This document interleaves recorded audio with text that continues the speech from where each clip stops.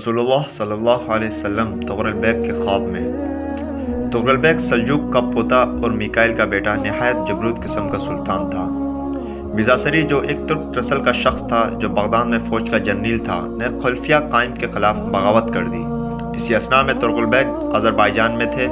वापसी पर बगदाद के करीब पहुँच गए। बगदाद में बिजासरी ने अफरा तफरी मचा दी थी कि खलीफा कायम रोपोश हो गया था। जब यह खबर तुगरुल बैक तक पहुंची तो इसने बजाय खरासान जानने के पहले बिजासरी को ठिकाने लगाने का सोचा। 1055 ईस्वी में तुगरुल बैक अपने जंगली तुर्कमान कबीलों की क़यादत करते हुए बगदाद की सरहद पर पहुंच चुका था। दूसरी जानिब खलीफा को जब पता चला कि तुगरुल बैक इसी तरफ आ रहे हैं तो रोपोशी से बाहर निकल आए और तुगरुल बैक को अपना निजात दहिंदा समझा। इस खबर को सुनकर बिजासरी मंजर आम से गायब हो गया और तुगरुल बैक ने खलीफा को दोबारा तख्त पर बिठाया और साथ ही तुगरुल बैक को बैठने का कहा। खलीफा ने तुगरुल बैक को सुल्तान का लक़ब दिया, बल्कि अब्बासी सल्तनत का नायब भी बनाया। सुल्तान तुगरुल ने अपनी भतीजी अरसलान खातून खतीजा बिनते दाऊद चगरी बैक का रिश्ता कायम से तय कर दिया और उनकी भतीजी का वली अबू गनाइम बना। अब तुगरुल बैक आर्मेनाई की जानिब रवाना हुए। आर्मेनाई से हज करने मक्का चले गए।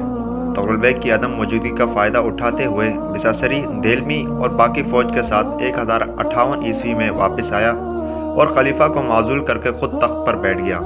कायम से ज़बरदस्ती तमाम अमूर सल्तनत छीन कर, जिनमें रसूल अकरम सल्लल्लाहु अलैहि वसल्लम का आसा भी शामिल था, काहिरा और मुस्तनसिर फातमी खलीफा को भेज दिए। कायम की पगड़ी और कीमती दरीचा मिस्र भिजवा दिया। कुछ दिनों बाद तुगरुल बैक वापस आया तो इसने बगदाद में खलीफा को गैर हाजिर पाया। चुनांचे बगदाद में दाखिल हुआ। इसकी फ़ौज इतनी बड़ी तादाद में थी कि बगदाद में दाखिल होते ही खाने पीने की चीज़ों पर हमला कर दिया। इस बेहंगम दाखिले पर अहले बगदाद की तुर्कों के साथ लड़ाई छिड़ गई।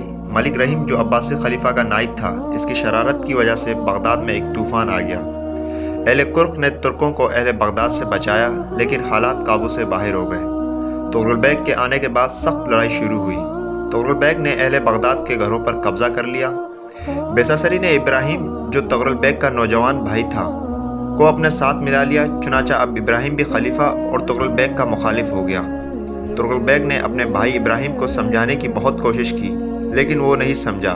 हमदान पर काबिज हो गया। सुल्तान ने इब्राहिम पर हमला किया, इसे गिरफ्तार करके खुद ही इसका सर उतार दिया। बिजासरी निहायत चालाक इंसान था जो अब तक ना तो खलीफा के हाथ लगा ना तुगरुल बैक के। 1059 ईस्वी में बहुत तक ओदू के बाद बिजासरी को गिरफ्तार करके तुगरुल बैक के सामने पेश किया गया। तुगरुल बैक ने इसे कत्ल करके इसकी लाश शहर के दाखिली दरवाजे पर लटका दी। इन वाक़यात के बाद अहले बगदाद ने खलीफा से शिकायत की कि तुर्क दस्त दराजी करते हैं और हम पर सख्तियाँ करते हैं। ये सुनकर खलीफा कायम ने तुगरुल बैक को ख़त लिखकर भेजा। तुगरुल बैक ने फ़ौज की कसरत की वजह से माजरत कर ली। एक रात जब तुगरुल बैक सो रहे थे तो रसूलुल्लाह सल्लल्लाहु अलैहि वसल्लम तुगरुल बैक के ख्वाब में आए और फरमाया, ए तुगरुल, मुसलमान होकर कैसे मुसलमानों में जुल्म और सख्तियाँ कर सकते हो। मौक़िन का कहना था कि यह ख्वाब देखकर डर के मारे तुगरुल बैक ने रातों रात अपनी फ़ौज को बगदाद से बाहर निकलने का कहा और ख़ुद भी इनके साथ बगदाद से बाहर ख़ीमा जन हो गए। सुबह होते ही अहले बगदाद और खलीफा से माजरत की और जो माल गनीमत इन्होंने आर्मीना से हासिल की थी, अहले बगदाद में तकसीम कर दी।